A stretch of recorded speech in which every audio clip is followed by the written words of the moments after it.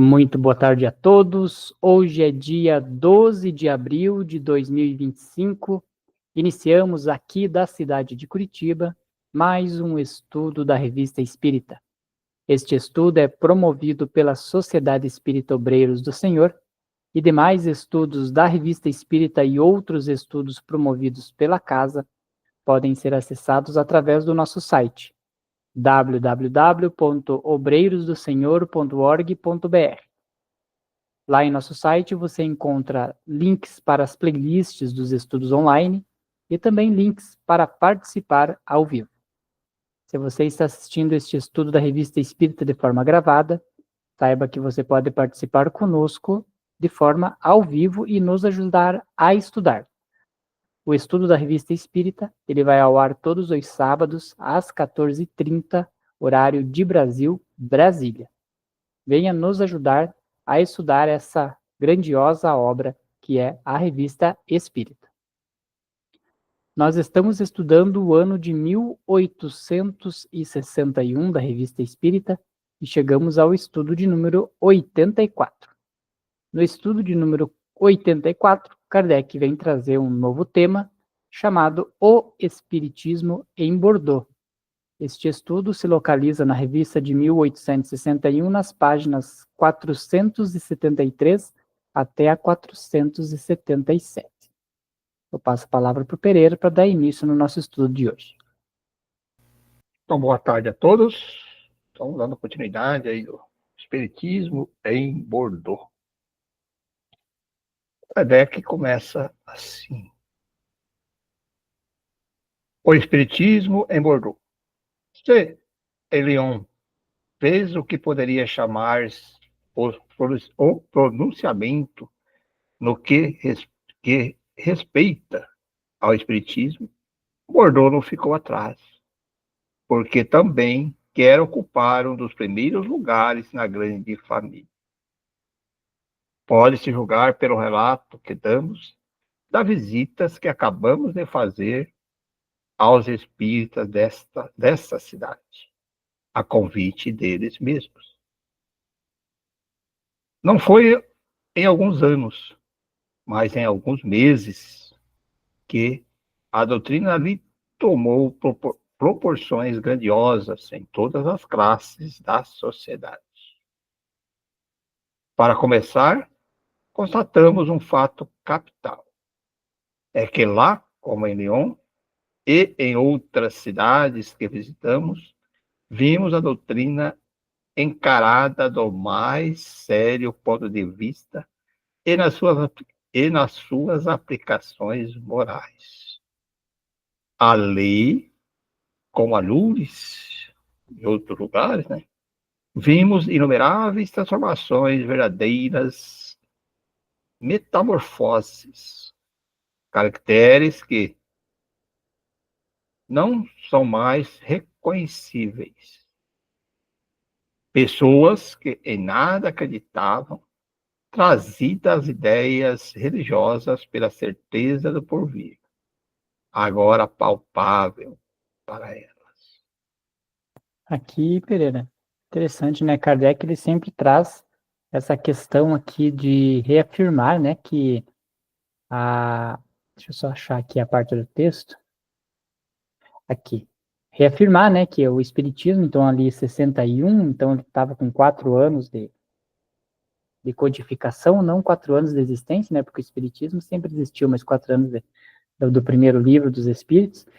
E Kardec, quando fazia essas visitas, ele sempre declarava, né, que ele estava atingindo todas as classes da sociedade, né.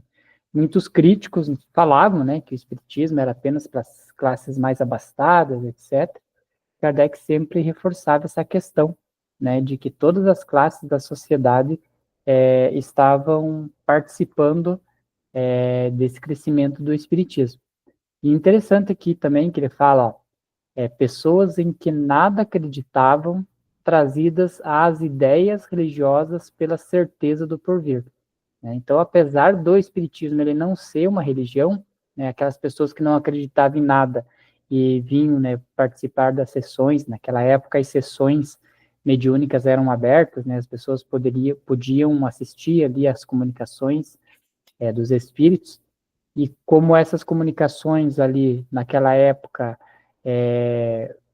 já com o intuito de fazer alavancar mais o espiritismo, geralmente as comunicações, elas vinham com essa questão de conforto, como a gente já estudou em estudos passados, né, de dar essa compreensão para as pessoas. Então, aquelas pessoas que nada acreditavam, né, acabavam tendo aí uma ideia religiosa pela certeza do que vinha após, né, e que agora era palpável, né, por quê? Porque até então, né, as religiões pregavam ali um céu inalcançável, um inferno terrível, né, e aí com o espiritismo, com esse conhecimento, eles começam a ter ideias religiosas, né, porque o espiritismo sempre prega aí a questão da moral de Cristo, né, e com uma certeza palpável daquilo que vem.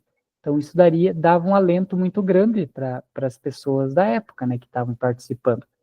E essa questão que eu acho interessante que Kardec traz, né, que ela atingia a toda a sociedade, né? Então ela não era apenas para uma classe e tal, mas a gente tem que considerar que para ser um verdadeiro espírita, a gente tem que gostar de estudar, né? Principalmente naquela época, como era uma filosofia nova, era algo novo e como Kardec dizia, né, para uma filosofia nova, para uma ciência nova, há que se ter palavras novas para poder se expressar ali com relação aos seus movimentos, às coisas que aconteciam.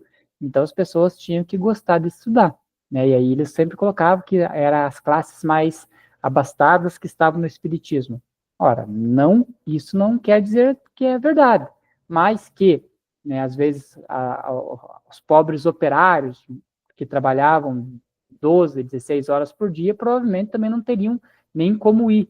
E aí o pessoal pegava esse recorte da sociedade dizendo que era uma religião de elite, né? Então você vê o quanto que ele recebia ataques e Kardec tinha que estar a todo o tempo, né, se defendendo dessas questões também. Esse ponto que você colocou aí, você colocou uma palavra-chave aí, filosofia. Por quê? E hoje também ainda é assim. Então, sempre existiu, e naquela época era maior ainda, aquelas pessoas que não queriam se religar nada a questões da religião, por causa do dogma, por causa das imposições que tinham, né? Então elas ficavam, pô, não, se for uma religião, eu não quero, né? Tinha uma certa, até hoje existe isso, né? E aí, quando vem o Espiritismo com uma característica de filosofia, né? Uma filosofia, uma maneira de viver diferente, uma maneira de interpretar as coisas diferentes, então chama a atenção dessas pessoas. Principalmente as pessoas mais letradas, vamos dizer assim, as que estudavam. Então, ela falou, vamos conhecer. E quando elas começam a ler, né? E refletir sobre aquilo lá, ela aí vê realmente essa a questão religiosa é a religação com Deus, né? Ela vai trazer essas questões das mudanças morais, né? E vem responder as questões que a religião não respondia, né? Quem somos, de onde viemos, para onde vamos, né? Então o Espiritismo vem trazer isso, e é claro que uma grande massa que se sentia, assim, vamos dizer, perseguida pelas religiões, ou não se encaixava no modelo religioso apresentado, havia aí realmente uma oportunidade, nossa, esse é o caminho, né? E hoje a gente percebe que também existe isso, por mais hoje que existe uma tolerância religiosa maior, né, mais ampla, mas muitas pessoas, quando vê falar de religião, já começam a ligar alguns fatos de dogmas, não sei o quê, que cobra aqui, não sei o quê, que tá, né, de coisas ser mais duras, e quando ela começa a ver o espiritismo, ela sente ali que esse é o caminho, né, essa maneira da religação, né? E a questão das pessoas, no início, principalmente, porque essas pessoas eram formadoras de opiniões, né?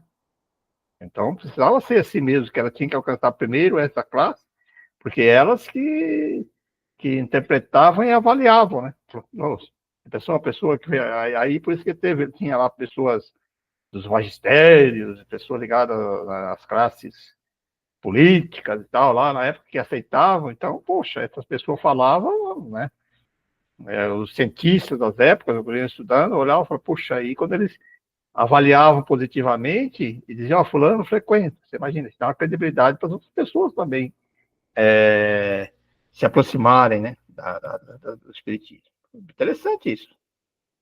Só para finalizar, para a gente dar continuidade ali no texto, é interessante, né, porque ainda a semana passada a gente estava estudando, se não me engano, no Evangelho do Lar, que a gente faz aqui em casa, e aí caiu o tema do rico, né, que é mais fácil um camelo passar pelo buraco de uma agulha do que um rico ir para o céu. E aí ali tem todo um desenvolvimento, né, que os espíritos trazem, né, a verdadeira explicação desse texto. E a gente sabe que esse texto em religiões que não acreditam na reencarnação, ele é um texto difícil de explicar, né, porque você tem ali as várias classes sociais dentro da sua igreja, né, e aí você já relegar, né, uma classe social ao inferno de cara, assim, com esse texto bíblico, ele é complicado. E eu me lembro da época que eu era católico, era sempre um tema difícil, né, para o padre fazer a homilia. Agora, do ponto de vista do espiritismo, onde a gente acredita na reencarnação e que o rico hoje é o pobre de amanhã, o patrão hoje é o trabalhador de amanhã, né? Então a gente tem todas essas questões de que é tudo transitório. E aí, você tendo nessa tipo de filosofia o rico e o pobre e acreditando ambos na reencarnação, isso deve, né, ou culminaria em nenhum querer se sobressair acima do outro, porque naquela reencarnação ele poderia estar numa condição financeira melhor, mas e na outra, como eu estaria? Então isso também ele nivelaria, pelo menos naquele intuito filosófico da reencarnatório, nivelaria qualquer classe social. Por quê? Porque naquele momento as pessoas tinham a compreensão de que elas estavam naquela posição, mas uma outra posição poderiam ser apresentada a elas em uma nova reencarnação. E isso, com certeza, pelo menos é o que eu imagino, ele trazia, inclusive, até mais respeito de um para com o outro. Né? Até a questão da justiça divina, né? Deus soberano é justo e bom. Mas como é que ele pode ser justo e bom se ele favorece uma determinada classe em relação à outra? Né? Principalmente a pessoa que nasce na pobreza, quando vê, aí cria esse conflito de classe, com certeza. Se você não explicar com a pluralidade da existência, já cria um conflito tremendo. Ah, não, porque não sei o quê, do pecado capital, não sei o que mais. Isso pode explicar para quem? Eu sempre, quando eu começava a questionar essas questões com algumas pessoas, ela caía nessa questão, né? Falei, tá, mas por que comigo, né? Por que com aquela outra pessoa? E os outros? E por que eu vou pagar pelo pecado dos outros? Olha, né? Eles sempre gostam de chegar nessa questão, principalmente os evangélicos gostam de chegar nessa linha. Pô, mas e daí? O que eu tenho a ver com o erro dos outros, né? Ah, é o pecado capital que nós temos que trazer. Ah, mas você tem. Ah, tem, mas o outro teve condições melhores. Nasceu numa região melhor, né? Nasceu numa família melhor. Por quê? Onde é que está a justiça divina em tudo isso? Se você não tirou a prioridade da existência, acabou, né? Aí você não tem como você explicar essas questões. Né? E o Espiritismo vem trazer exatamente isso, né? Olha a grandiosidade disso. Para aquelas pessoas que viviam oprimidas, né? Viviam em dúvidas. Quando ela percebe isso aí, fala, poxa, tem sentido, né? Tem lógica isso. Onde é que nós paramos mesmo? Que agora eu me perdi aqui. Ah, tá. Isto, olha, aí começa realmente o que eu estou falando. Isso dá a medida do espírito que impera nas espíritas, já muito multiplicada. Em todas as que assistimos, constatamos o mais edificante recolhimento, um ar de mútua benevolência entre os assistentes. A gente se sente em meio simpático, que inspira confiança. Os operários de Bordeaux nada ficam a dever de Lyon.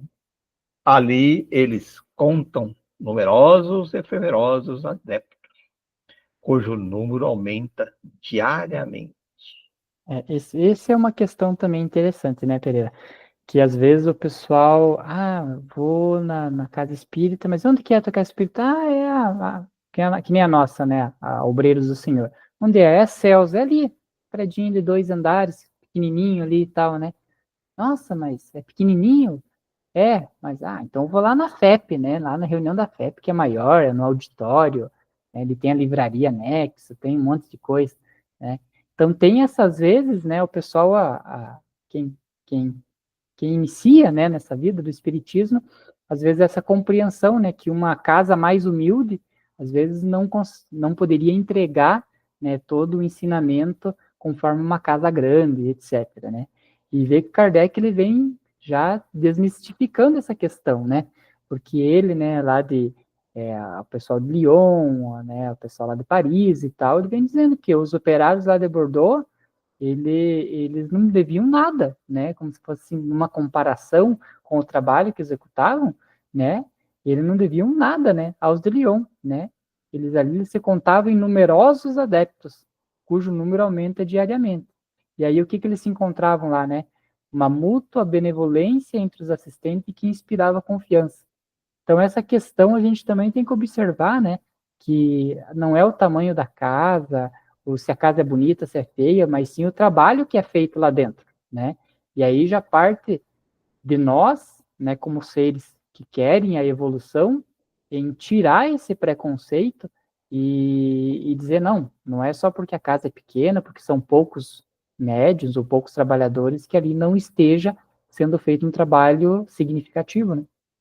Eu até penso um pouco diferente, assim, no sentido de grandes edificações, casas que demonstram coisas assim exageradas, porque eu acho que nesse ponto inibe até um pouco pessoas mais humildes de vir, né? Entendeu? Pessoas com um pouquinho mais de conhecimento, tudo bem, mas aí tem pessoas que estão humildes quando vê aquela coisa tão sofisticada, tão cheia de coisas. Aí fala, eu vou lá não, lá é para rico, né? Olha, eu ainda sou a favor, sim, que as casas espíritas fosse mais para as periferias mesmo, né? Claro que hoje tem toda a questão de segurança, né? Mas que elas fossem mais acessíveis a essas classes que não inibissem o acesso, que às vezes acaba inibindo, né? Acesso de algumas pessoas, por elas às vezes ser menos, vamos dizer assim, letradas, né? Não tem capacidade de ler. Eu já vi isso dentro da casa espírita, que eu frequentei há muitos anos atrás, que se uma pessoa ia fazer os cursos de preparatório para a unidade, ou os estudos, e aí a pessoa chegava e mandava a pessoa ler. E às vezes a pessoa era tão simples que ela tinha dificuldade de ler, né? Ficava lendo ali, soletrando e tal, a pessoa já.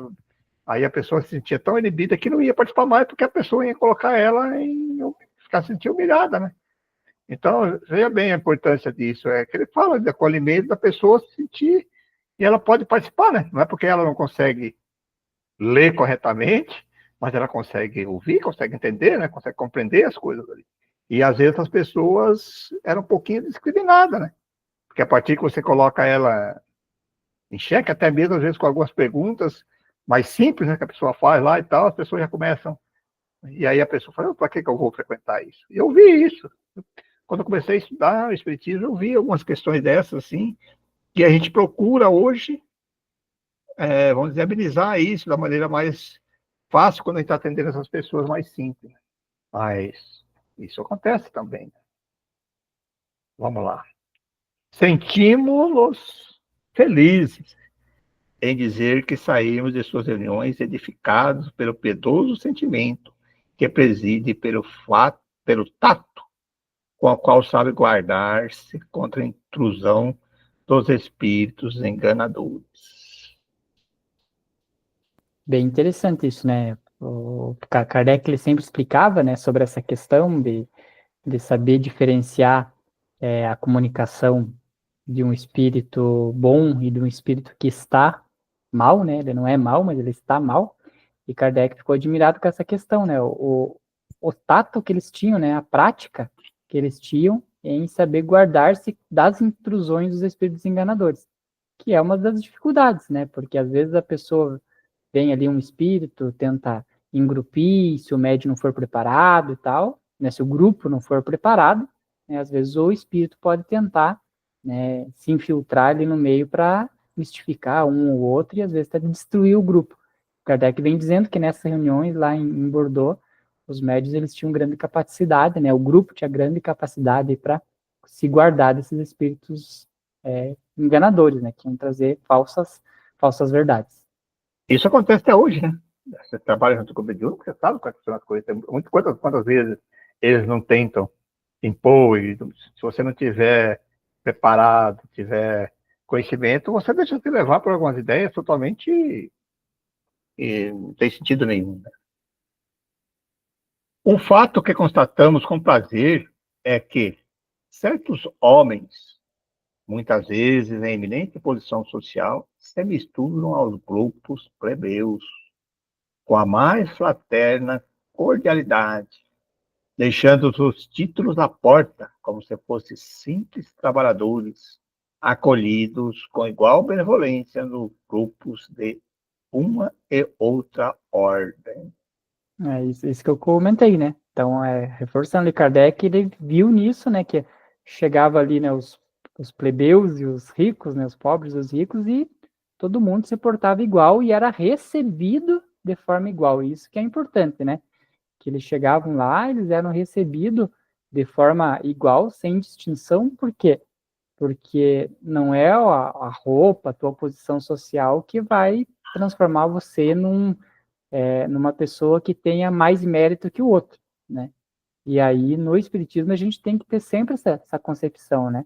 Porque, às vezes, o mais humilde, aquele que só serve a água, às vezes, ali, talvez é o que tem mais mérito de todos que estão trabalhando na casa, né? Então, a gente tem que sempre ter essa concepção também.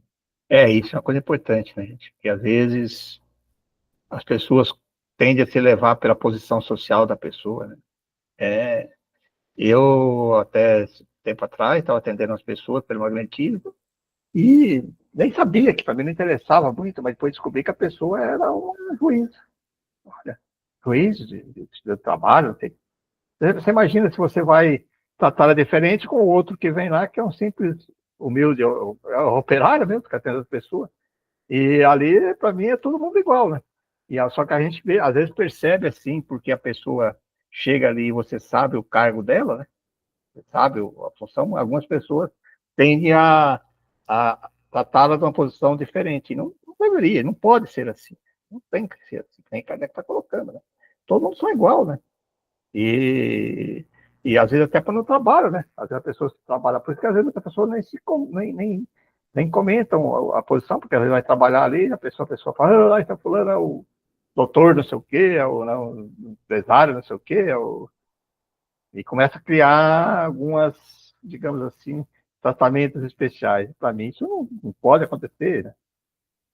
Mas nós somos ainda uma sociedade ainda em evolução e às vezes isso transparece, sim, começa a demonstrar em algumas situações. Ó, por outra parte, o rico e o artesão se apertam as mãos cordialmente. Disseram-nos que essa aproximação das duas extremidades da escala social entrou nos costumes da região, e nós felicitamos por isso. Mas reconhecemos que o Espiritismo veio dar a esse estado de coisas uma razão de ser e uma sanção moral, ao mostrar que consiste a verdadeira, em que consiste a verdadeira fraternidade. Encontramos em Bordeaux numerosos e excelentes médios em todas as classes, de todos os sexos e idades. Muitos escrevem com grande facilidade e obtêm comunicações de elevado alcance, o que, aliás, os espíritos nos haviam prevenidos antes de nossa partida. Que interessante, né? Que Kardec, né, como tendo a missão ali de codificador, ele tinha os espíritos ali que ajudavam, né? Muito ele. E aí ele, certo, nas vésperas, né, dessa ida para Bordeaux, os espíritos já tinham, né, alertado a ele, olha, lá você vai encontrar assim, assim, assim as pessoas.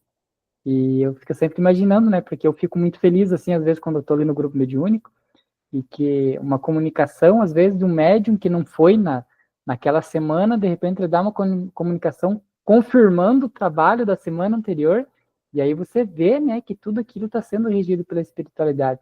Então, eu imagino também a felicidade de Kardec, né, sair com aquela expectativa de encontrar aquilo que os espíritos tinham alertado ele, chegar lá e encontrar aquilo devia ser uma alegria imensa, né? Sempre ressaltando aqui para os nossos colegas, muitas pessoas às vezes estão assistindo nós hoje, né? Kardec não era médio, né? Para ficar bem claro, né? Ele recebia esses avisos através de um outro médico, quando o espírito passava lá, quando ele estava presente, ou alguma psicografia vinha para ele, mas ele não era médio, né? Você vai entender que ele consultava os espíritos, né? Quando ele consultava os espíritos, provavelmente era dentro de um grupo mediúnico que ele participava, né? Ou os espíritos vinham ali e orientavam ele, né? É bom sempre a gente frisar isso, porque a nossa audiência pode ser, normalmente ocasional, né? A pessoa entra e assiste, e aí vai falar, mas o Kardec era médio? Não. Recebia isso através de outros médios. Que chega até ser um pouco irônico, né, Pereira? O codificador, né, o grande marco ali da pessoa que codificou o Espiritismo não era um médium, né? Não que não fosse um médium, né? Porque a gente sabe que todos somos médios em maior e menor escala, mas você vê que interessante, né? Ele não poderia ser médium devido ao trabalho que ele tinha que prestar, né? Ali de ser sistemático, de ser cético algumas vezes, de duvidar em algumas vezes, né? Porque se ele tivesse fosse um médio mais ostensivo, talvez ele pudesse sofrer essas influências e não conseguir fazer o trabalho tão perfeito quanto ele fez. Né? Perfeita a tua resposta, né? Porque ele precisava ser assim exatamente por isso que você falou, para que ele pudesse racionalizar ali e tudo certinho perante o mundo terreno. Né? Sem influência, porque se ele é médio, aí o espírito incorporava ali e fazia pergunta e resposta, aí não faria sentido nenhum. Né? Claro que ele sempre tem intuição, tinha, né, coordenação, mas tem que ser assim mesmo. Né? Ele, né? E o mérito seria de quem, né? Por exemplo, se ele fosse médio e o espírito viesse e falasse, ele não seria o mérito dele, porque ele era apenas um médio. Né? O grande valorização dele é exatamente nisso, né? É ele, né? O estudo dele que ele estudou, a preparação que ele teve, tudo, para ele conseguir fazer as perguntas e analisar tudo esse material, né? De uma forma racional. Além disso, não se pode senão louvá-los pela solicitude com que prestam seu concurso na reunião. Mas o que ainda é melhor é a abnegação de todo o amor próprio a respeito das comunicações. Ninguém se julga privilegiado e intérprete exclusivo da verdade. Ninguém procura impor-se, nem impor os espíritos que os assistem. Todos submetem com simplicidade o que obtêm ao julgamento da Assembleia, e ninguém se ofende nem melindra com a crítica. Aquele que recebe falsas comunicações consola-se aproveitando as boas que outros obtêm e das quais não tem ciúme. Olha, serve de instrução, né? O texto inteiro, né, ele já serve de instrução, porque eu até ia comentar ali um pouco, uns minutos atrás, acabei esquecendo, mas até vou voltar aqui, ver se eu acho. Aqui, ó, esse aqui já serve de instruções de como a gente deve se portar na nossa casa espírita, né? Que ele fala ali que em todas as reuniões, assistimos constante e constatamos o mais edificante recolhimento, ou seja, quando a gente vai, a gente tem que se concentrar, voltar a nossa cabeça para aquele trabalho, né? Aquela concentração, aquela preocupação com o trabalho, um ar de mútua benevolência, né, entre os assistentes, né? Que tudo isso inspire uma confiança. Então, esse é o que a gente tem que, né, esse é o que a gente tem que fazer quando a gente está ali no trabalho na casa espírita. E aí, quando ele vem aqui e conclui com essa questão aqui, dizendo que podem ocorrer e a gente não critica isso, né? Porque não é o médium que vai fazer o julgamento se a mensagem, se a comunicação do espírito é boa ou ruim, né? Se o espírito está precisando se comunicar, ele deixa comunicar, e aí que a gente vai avaliar a comunicação dele. Pode, às vezes, ser uma comunicação ali sem nenhum grau de evolução, que não traz nenhuma ajuda, nenhum ensinamento, pode acontecer, né? Mas isso não quer dizer que o médium é menor, é pior do que o outro médium. Né? E quando acontece essa questão, eu acho muito essa palavra que eu fui aprendendo no Espiritismo, né? A palavra melindra, né?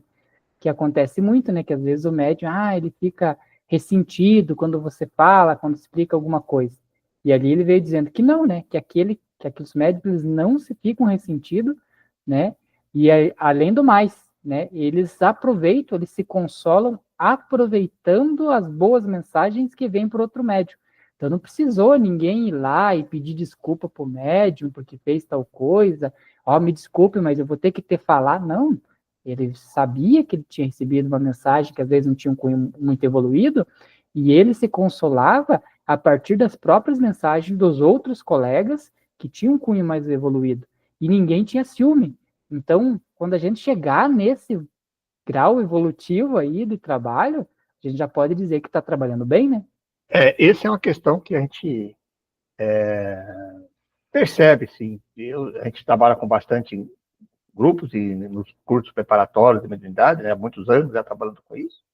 Então, alguns médios têm essa dificuldade de separar o que é do espírito e o que é dele, né? Entendeu? Então, aí às vezes tem alguns que aí talvez por tato do dialogador, ou talvez com essa ser muito severo, aí a pessoa começa, quando critica a comunicação, que não estou criticando o médico, está criticando a comunicação, ele começa a se virindrar e às vezes na próxima não dá comunicação, porque eu já vi médicos falar isso, não, só dou comunicação se for de um benfeitor, não dou isso.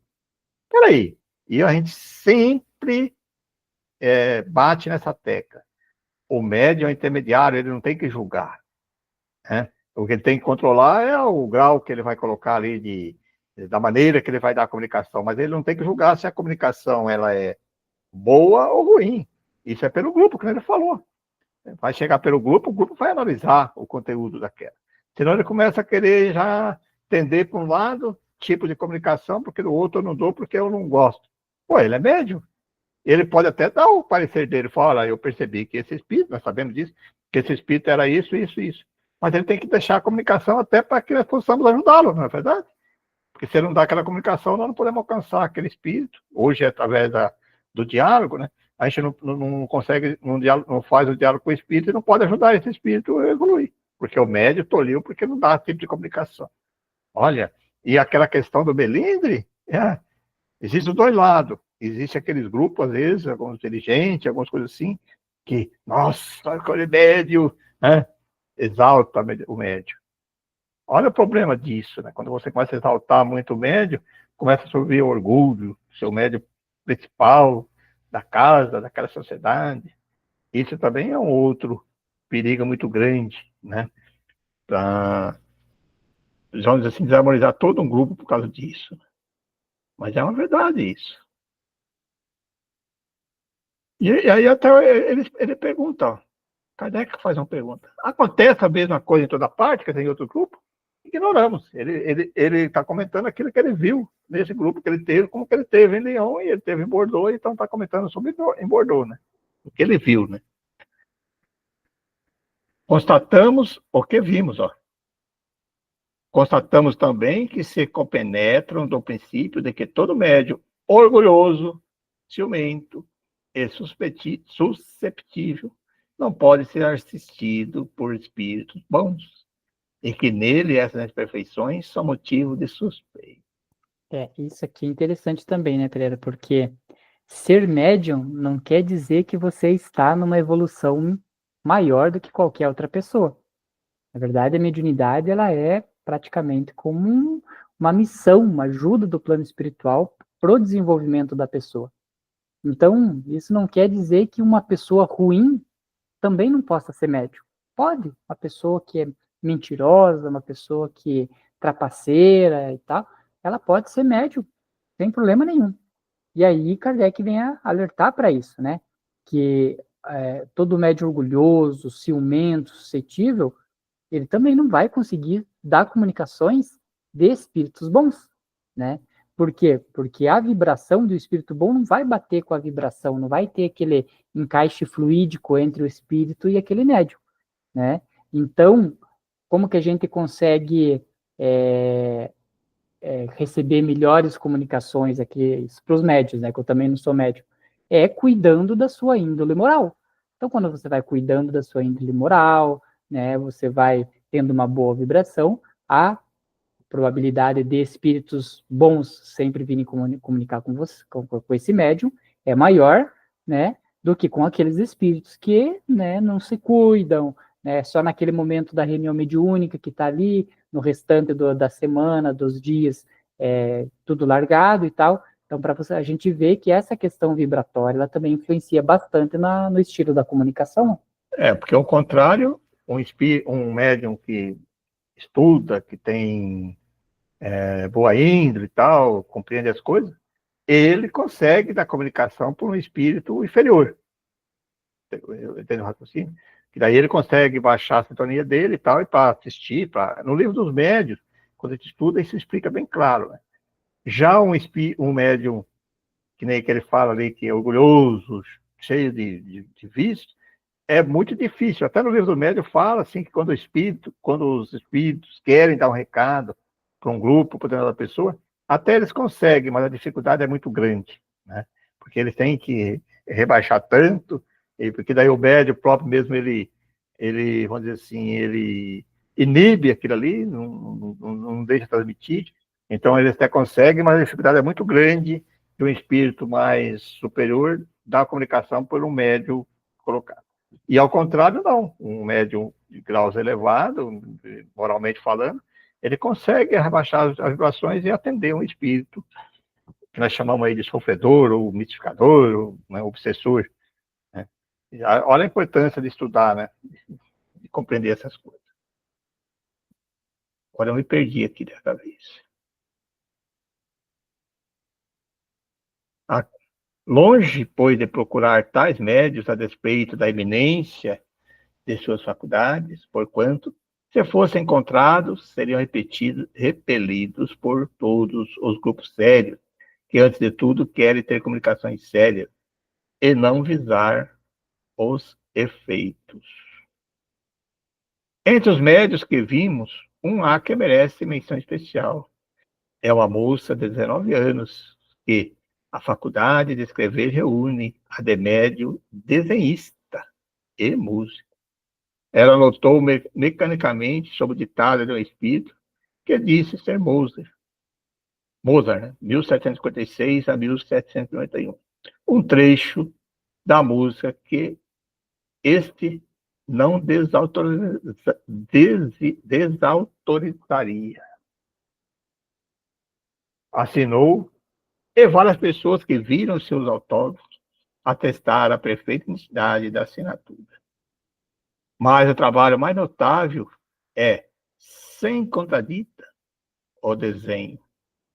Trata de um quadro planetário de 4 metros quadrados de superfície, de um efeito tão original e tão singular que nos seria impossível dar uma ideia pela sua descrição. É trabalho em lápis negro, em pastel, de diversas cores e em esfuminho, né? Que é uma técnica que suaviza os traços. Esse quadro, começado há alguns meses, ainda não está terminado. É destinado pelo Espírito à Sociedade Espírita de Paris. Vimos o médium, a obra, e tanto ficamos maravilhados com a rapidez quanto com a precisão do trabalho, inicialmente à guisa de treino. Ali tem o ponto, né? Então ficamos maravilhados com a rapidez quanto à precisão do trabalho. Tá certo. Inicialmente, e à guisa, né, a título de treino, a título, né? O espírito traçar com a mão levantada e de um jato, círculos e espirais de cerca de 1 metro de diâmetro, e de tal regularidade que se encontrou o centro geométrico perfeitamente exato. Olha essa coisa fantástica. O espírito fazia mais ou menos isso aqui, ó. Era 1 metro, né? Aqui eu vou fazer um círculo qualquer, mas numa puxada rápida ele fazia isso aqui. Redondo. Perfeito. E botar o centro ainda lá. Colocava o centro, né? Então veja a dificuldade, né? A gente vai pegar, fazer um círculo aí, ó. Não tem como fazer um círculo redondinho, né? E isso ele fazia com 1 metro, ou seja, né? Imagina a amplitude do braço. Então era uma técnica gigantesca que o espírito empregava ali na médium. Nada podemos dizer ainda quanto ao valor científico do quadro, mas admitindo que seja uma fantasia, não deixa de ser como execução mediúnica um trabalho deveras notável. Devendo o original ser enviado a Paris, o espírito aconselhou que o fotografassem para se tirar várias cópias. Um fato que devemos mencionar é que o pai da médium é pintor. Como artista, achava que o espírito obrava, contrariamente às regras da arte, e pretendia dar conselho. Por isso, o espírito proibiu de assistir ao trabalho, a fim de que a médium não sofresse influência. Olha, o pai ele fica longe lá, não fica ali, né? Então você está interferindo.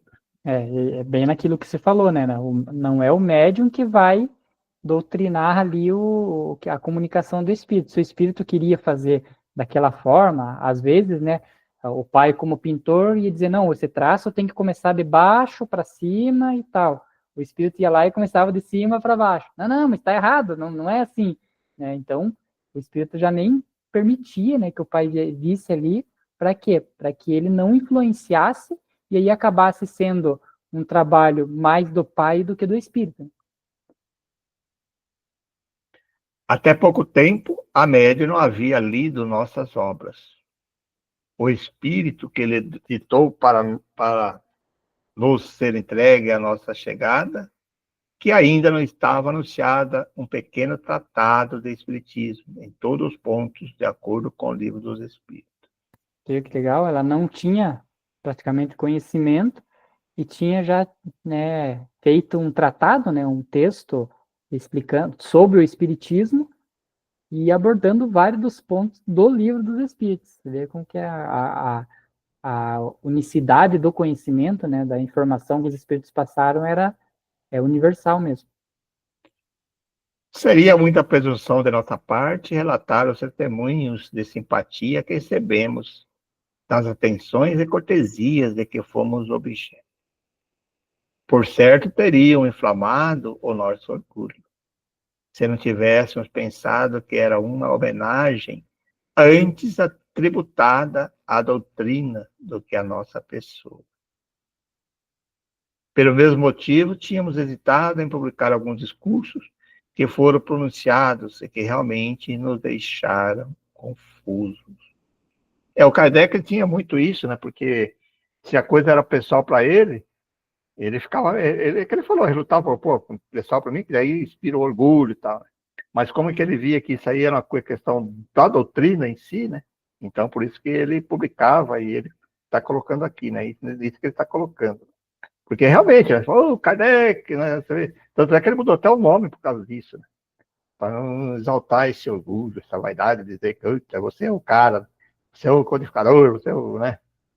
Então ele tinha muito isso, ó, o cuidado que ele tinha. Né? Tendo submetido nossos escrúpulos, né, a alguns amigos e a vários membros da sociedade, foi-nos dito que tais discursos eram a indicação do estado da doutrina, e que, sob esse ponto de vista, era instrutivo que todos os espíritas os conhecessem.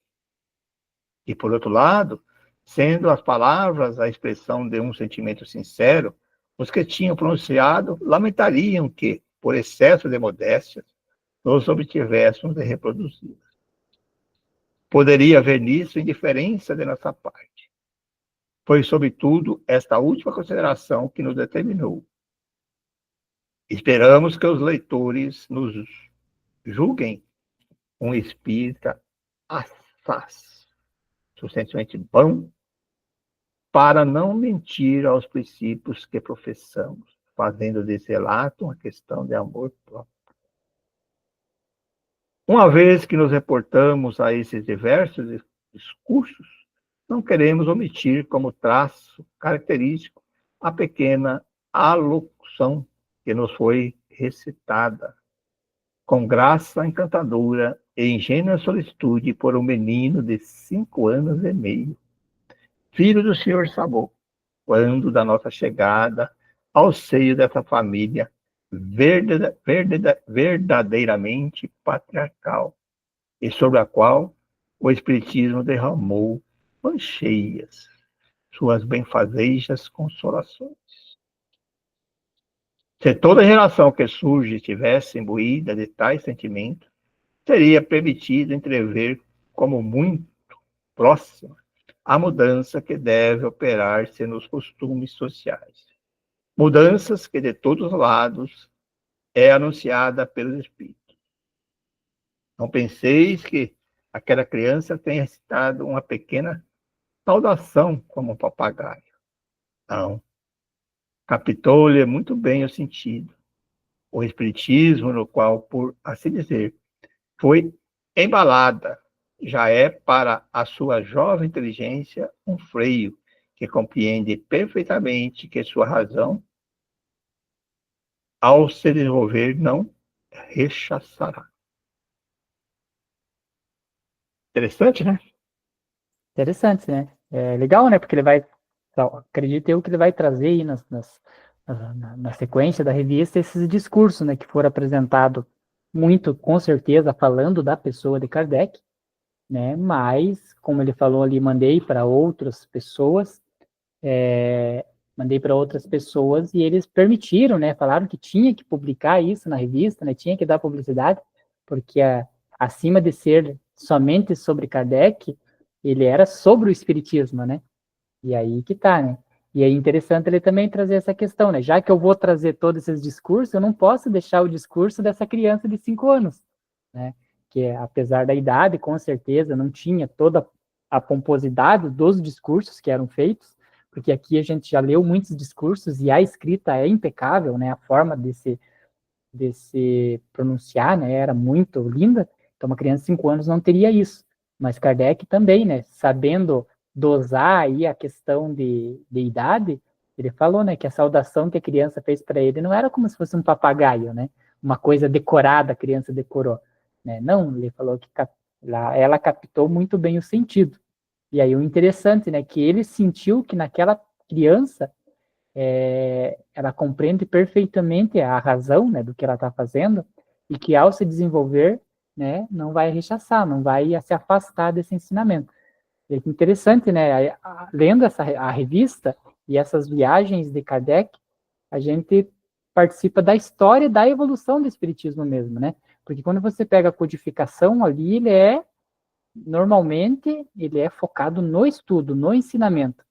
E aí, quando você pega a revista, você vê um diário, né? Ele é como se fosse um diário. Kardec vai contando as incursões, as viagens, as coisas que aconteciam, e você consegue, dado um exercício de imaginação, se transportar lá naquela época.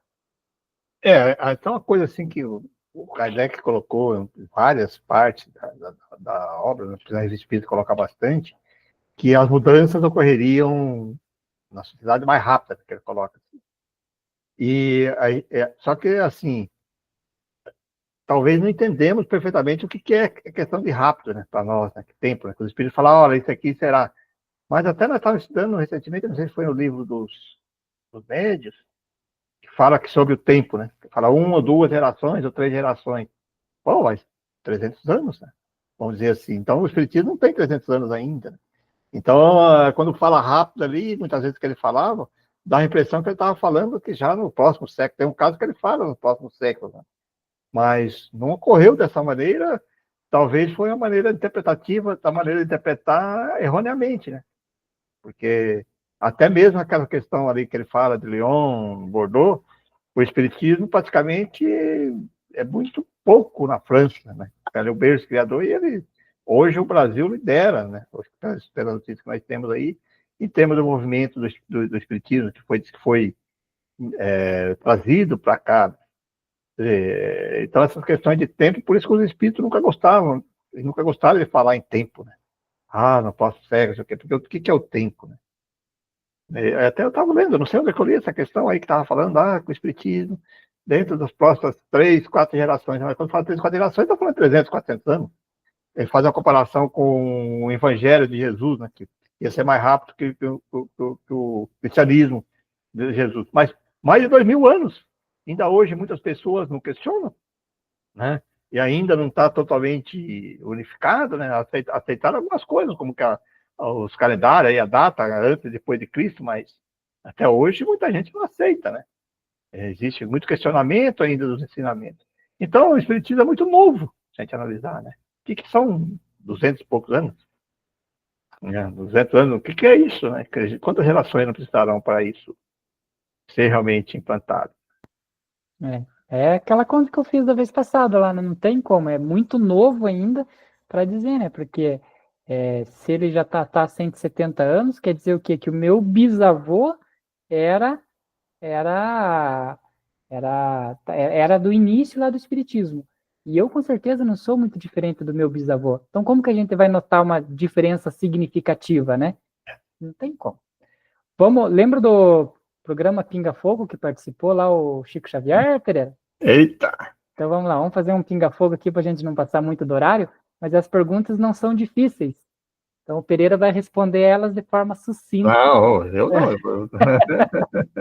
Para a gente poder não passar do horário. Mas são perguntas fáceis, mas somente para a gente fixar, porque o texto ele foi mais um texto explanativo ali, né, do que ele viu lá em Bordeaux, então não trouxe tanto cunho ensinamento, mas do que ele observou. Mas dá para a gente pincelar algumas questões aqui para a gente fazer uma fixação do conteúdo. O que é um médium, Pereira? Então, o médium é a pessoa, o próprio termo já diz, médium é o intermediário entre nós, o mundo físico, com os espíritos. É um intermediário, né, que é o médium já faz isso. É o que faz a religação com os espíritos. São pessoas que trazem algumas aptidões físicas, né, que têm essa capacidade de perceber e transmitir as comunicações para o mundo físico, entre espírito e encarnado. Legal. E é legal que no direito, Pereira, a gente tem uma audiência chamada conciliação e mediação, né? E aí o pessoal sofre muito para identificar quando é conciliação e quando é mediação, né? E aí você vê como a compreensão do espiritismo, para mim, foi fácil em definir qual era uma e qual era a outra. O médium, a gente fala que o médium ele não pode interferir na comunicação do espírito. Ele pode tolir algumas palavras de baixo calão e tudo mais, mas a comunicação tem que sair. Então ele não interfere, certo? Na audiência de mediação, o mediador não pode interferir, ele não pode sugerir um resultado. Ele tem que favorecer o diálogo entre as pessoas. Na conciliação, ele pode sugerir. Então, para mim, ação de mediação e conciliação. Beleza, mediação deve ser tipo um médium, que ele não vai, e o pessoal sofria, e você vê, né? E é exatamente isso, né? O dialogador faz a parte de conciliação, né? Daí ele pode sugerir, ele entendeu? Ele está colocando, ele não é médium, e aí ele entra na parte de conciliação, porque ele vai fazer que o outro compreenda, né? Ele vai pegar os dois lados do espírito que está falando ali e você vai conciliar, né? Exatamente. Então a gente tem ali uma audiência de conciliação e mediação una, né? Então, é verdade. Os espíritos podem ditar músicas e desenhos? Sim.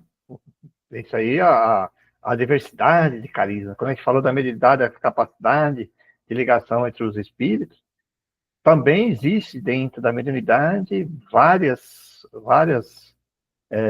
matizes, vários talentos diferentes que têm as capacidades de música, de artísticas, de efeitos físicos, né? Por isso que temos que estudar o livro do médium, né? No livro do médium, categorias de médium, né? Do tipo de médium, para a gente não entrar aqui, que são numerosas, né? As aptidões aí da mediunidade. Perfeito. E o que é ser um médium sério? Então, aqui a seriedade que ele está falando é que ele seja um verdadeiro intérprete das comunicações porque o médium, ele pode, como você disse ali na questão da conciliação e da mediação, ele pode, inclusive, se ele assim receber aquela comunicação, e ele colocar umas características dele. Sempre existem as características deles que ele coloca, da maneira de escrever, da maneira de falar, mas o médium sério é aquele que segue, pelo menos transmite o conteúdo da maneira mais próxima da realidade que o espírito está transmitindo. E a seriedade aí vem das questões morais, da questão de ética, né? Porque senão ele pode embustir, o espírito está falando uma coisa e ele pode, alguma palavra que ele não gostou, ele já muda, que às vezes modifica completamente o conteúdo daquela comunicação. Então a seriedade está mais na... vamos dizer assim, que muitas vezes você confunde um médium que só recebe, num grupo de obsessão, um médium que só recebe comunicação de espírito obsessor. Aí você vai estar ali que aquele médium não é um médium sério. Não, ele é um médium sério, mas ele tem a capacidade de ser fiel. É a mesma coisa de uma pessoa passa um telefone, liga um telefone para você e dá um telefone assim, olha, eu vou te passar para você aqui, você vai passar a comunicação para o outro fulano lá. Aí você pega a comunicação ali, escreve e coloca as tuas características e modifica o que o outro falou. Então você não está sendo sério, né? A seriedade está nesse sentido, ser fiel ao conteúdo. Né? Perfeito. Então, vamos para a próxima aqui. Por que o menino já compreendia o espiritismo? Piazinho lá de 5 anos e meio. Isso é para nós espíritas, isso é muito simples, né? Porque realmente ele é menino hoje, né? Mas ele traz isso das pluralidades da existência que teve, né? São conhecimentos que ele já vem trazendo já das reencarnações anteriores, né? Então, por isso, sim, né? Que ele já tinha essa compreensão. Perfeito. Todos podem desenvolver a mediunidade? Aí é meio polêmico, né? Desenvolver a mediunidade, sim, mas cada um no seu certo grau, né? Então, porque, como eu disse antes, a mediunidade, ela depende de algumas predisposições físicas. Ele tem que nascer já com essa predisposição, senão ele não consegue desenvolver. Ele vai até um certo ponto. A mediunidade intuitiva, sim, a mediunidade de certas percepções, até naquele limite, sim. Mas o desenvolvimento daquelas pessoas que têm essa capacidade, essa predisposição física, sim, ela deve ser desenvolvida e pode se ampliar, né? Por isso que existem os estudos por causa disso. Mas ela é limitada na capacidade da predisposição que cada um traz, né? E isso fica bem claro, né? Porque, né, como a gente falou, todo mundo é médium, mas cada um tem o seu grau de mediunidade. Que se fosse assim, né, com certeza Kardec ia virar médium no decorrer do processo, né? Porque para uma pessoa que estudou tanto, tanto, tanto quanto ele, seria natural ele se tornar médium no decorrer do processo. E não é o que aconteceu. Então, existem até, eu faço as minhas críticas também, né? Essas questões das pessoas que vão lá e tomam um tal de chá, que abre os chakras e tal, né? Eu tenho minhas críticas com relação a isso, né? Porque se você não veio com essa predisposição e você criar uma predisposição, às vezes, para isso, é um tanto quanto arriscado, né? Que você falou também, você e eu, nós não temos mediunidade, né? Nós temos a sensibilidade e tal, que é um grau de mediunidade diferente, mas nós jamais vamos receber o espírito da comunicação. Jamais eu não diria, né? Mas a gente já está lá há 20, 30 anos trabalhando e não consigo não veio até hoje, é porque não tem mesmo essa predisposição. Né? Como identificar se um médium está sofrendo influência de espíritos enganadores? Então, esse também é outro importante, principalmente para os médios, né? É o estudo em grupo, né? Análise em grupo. Né? Por isso que a individualidade é perigosa. Se o médium começa a se afastar e se começa a demonstrar que repetição de determinados tipos de comunicação, só aquilo, exclusividade, outras coisas assim, já é um indício muito grande que ele pode estar sofrendo mitificação. Mas por isso que a recomendação é que o grupo, como um todo, né, seja sério, analise, né, as comunicações, os procedimentos, a repetição. Você começa a repetir que só espíritos de determinado nível, imposições querendo impor, né? Então já é muito complicado. E normalmente, quando começa assim, os espíritos mistificadores, eles começam a querer afastar do médio, né? Não vai em determinado grupo, se afasta, porque, né? Ele começa a se isolar, né? Isso é perigoso. Quando ele começa a querer se isolar e não começa a aceitar as críticas, como foi falado ali anteriormente, né? Que nós estamos criticando a comunicação, não o médio, aí ele começa a achar que está criticando, ele está trazendo para ele, mas sempre entrando para ele, quando nós estamos criticando a comunicação, né? Eu posso dizer, olha, eu não concordo com essa comunicação, mas não tô dizendo que o médio está errado. O médio fez certo o papel dele. Mas se o médio começa a trazer para ele, para o lado pessoal, já é um grande indício que ele está com alguma dificuldade. Perfeito. Qual o papel das reuniões mediúnicas na transformação moral dos participantes? Você meio que respondeu já na anterior aí, né? Do estudo em grupo. Estudo em grupo, não é só questão de estudo em grupo, eu acho que eu trago para mim isso aí, né? Todas as comunicações que vêm ali, que a gente está ali intermediando, né? Fazendo aqueles diálogos com aquelas entidades, aquelas situações, a primeira análise que tem que fazer assim, puxa vida, se acontecesse comigo, né? Como que eu gostaria que fosse atendido? O que eu posso melhorar? Então, ele tem essa função, né? Não é só de ajudar o outro, mas, né, de ajudar você a compreender um pouquinho mais, né? Olha, nos grupos de obsessão, você sabe disso, tantas coisas que contam ali que a gente fica assim, né? Puxa vida, né? às vezes fica ali décadas, milênios, centenas de anos, né? Ali naqueles processos obsessivos, coisas terríveis, por causa de questões materiais, ainda está no mundo espiritual, e a gente fica pensando assim, puxa vida, será que muitas vezes, o que eu tenho que mudar aqui para não cair nessas mesmas linhas, né, de processo de sintonia, né? Então, eu acho que sim, e aí também é aquilo que nós falamos, nós fazemos constantemente aquela reunião do grupo, aquela discussão em grupo para analisar, né, como é que estamos indo, e esse é o objetivo, né, nós nos melhorarmos cada vez mais, né? Como lidar com a crítica às comunicações recebidas? Então, essa aí para os médios é aquilo que eu já falei antes, respondi antes, né? Tem que tomar muito cuidado, porque se o médio levar para o lado pessoal, ele já começa a ter um problema sério disso aí, né? Não, tal. Gente, porque Kardec era assim, Kardec era cético. Ele criticava tudo. Ele não aceitava todas as comunicações, né? Até foi no nosso, eu falei da questão dos 300 anos do Espiritismo, foi no estudo do Deon, né? Do estudo da mediunidade, que foi comentado sobre isso.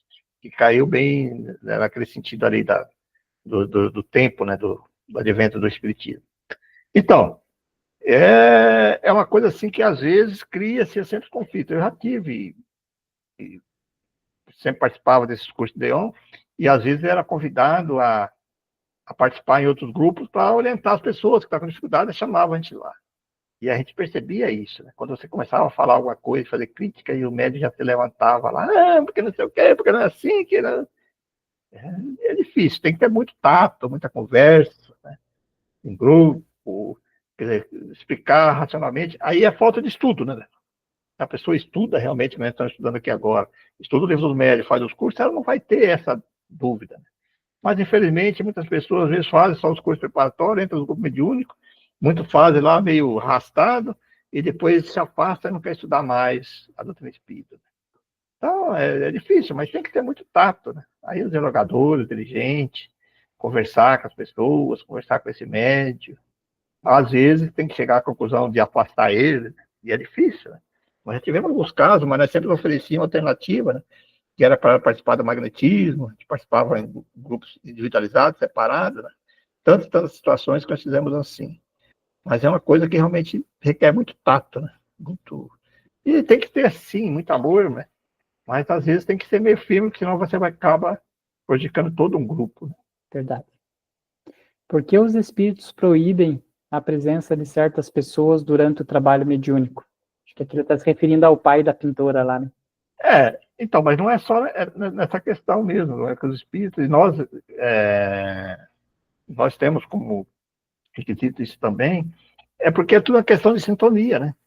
Então, você imagina, o pensamento influencia, nós sabemos, estudando desde o médio, lá, que os pensamentos das pessoas, o próprio pensamento das outras pessoas influencia nas qualidades das comunicações. Agora, você imagina você dentro de um grupo, nosso grupo lá, pessoas assistindo, com as ideias totalmente diferentes, que não conhecem o espiritismo, e mentalmente fazendo crítica e tal, não dá certo, né? Então, realmente pode influenciar no trabalho e muito, né? Sabemos disso. Por isso que nós temos como norma nos nossos grupos que as pessoas, antes de entrar no grupo mediúnico, ela passe por um estudo preparatório, que é esse nós falamos de DEON, nosso aqui, que é desenvolvimento da mediunidade, de 2 anos, né, que conhece o espiritismo, para depois ela entrar como estagiária, e pouco a pouco, sim, sendo coisada pelo grupo, aceita pelo grupo para continuar, porque é complicado, é questão de sintonia, né? Atrapalha muito. E a última aqui, qual a relação entre a educação da infância e a regeneração do planeta? Bom, eu acho sim que, inclusive os espíritos falam, está no livro dos espíritos, que a parte da infância era uma parte onde que o espírito ainda ele está totalmente moldável, né? Ele aceita, ele é o momento que tem-se ali para você, digamos assim, influenciar ele, mudar ele no sentido, né? Porque muitas pessoas acham que não, que tem que deixar e tal. Mas é aquela fase que o espírito ainda aceita, porque depois que chega a certa idade, adolescente, ele não vai aceitar mais as ideias. Então é exatamente isso que eu acho que diferencia até os seres humanos dos outros animais, né? que ele dá esse período ali, né? Onde que ela vai captando, e o aprendizado é muito grande nesse momento. E aí a importância daquelas famílias que prezam essas questões morais, né? Não estou nem colocado de religião A ou B, mas eu estou falando de conceitos morais, né? De costumes ali. Na infância é a fase importantíssima, né? De moldar caráter, né? Não que possa seguir, que depois chegar a certa idade ele pode mudar, mas naquele momento ali ele é muito suscetível de aceitar essas sugestões. Perfeito. Uma criança que tem uma boa educação pode se tornar um ser humano bom que vai ajudar, né, na regeneração do planeta. É bom colocar aqui que nós temos que diferenciar educação do que instrução, né? Porque as pessoas Sim, confundem instrução. Instrução é aquilo que a pessoa recebe na escola, tal, que é as matemática que vai ajudar ela a escrever a profissão que ela. Isso é instruções. A educação ela é muito mais abrangente, né? A educação que nós estamos referindo aqui é ligada às questões morais, éticas, que tem que ser transmitido, para mim, na minha opinião, isso é a questão dos pais, né? Do pai e da mãe, né? Da família, como a gente já dizia na nossa época, né, a educação vem de casa, né? vem do berço. Né? Exatamente. E aí, para finalizar, então, dicas para a vida com base nos textos e também nessas perguntas que a gente fez. Agora que eu notei que eu não estava compartilhando a tela, mas eu estava lendo, né? Então eu estava lendo a pergunta e respondendo. Então não tivemos prejuízo. Então não vou compartilhar agora já. Então as nossas dicas para a vida, com base no texto e nas perguntas, então valorizar a fraternidade em todos os ambientes, sem distinções sociais, cultivar a humildade nas tarefas, especialmente no exercício da mediunidade, estimular a educação espiritual das crianças desde cedo, não buscar destaque ou privilégios espirituais, o valor está no serviço desinteressado, submeter as ideias e intuições à razão, ao estudo e ao bom senso coletivo. E é isso aí. Muito bacana, né, gente? Bom, terminamos? terminamos. Tá aí, Um meus pouquinho do amigos. horário até. Tá aí, meus amigos, minhas amigas. Hoje passamos do horário, mas o tema estava realmente bastante interessante. E essas reflexões, mais uma dessas reflexões que temos que fazer sobre a vida, sobre quem somos, por que estamos aqui, qual é o nosso objetivo. Por isso, jamais podemos deixar de agradecer a Deus por essas oportunidades que nos concede de estudo. Obrigado, Deus. Obrigado, Jesus, nosso querido, pelo Evangelho que nos mostra o caminho, que nos dá o norte a ser seguido. E a todos os amigos espirituais que estão sempre conosco, nos intuindo, nos ajudando, nos mostrando o caminho. A nossa gratidão a todos que nos acompanham, aos amigos espirituais que nos assistem. Obrigado por estar conosco e a todos desejamos um excelente fim de semana. Que assim seja. Que assim seja.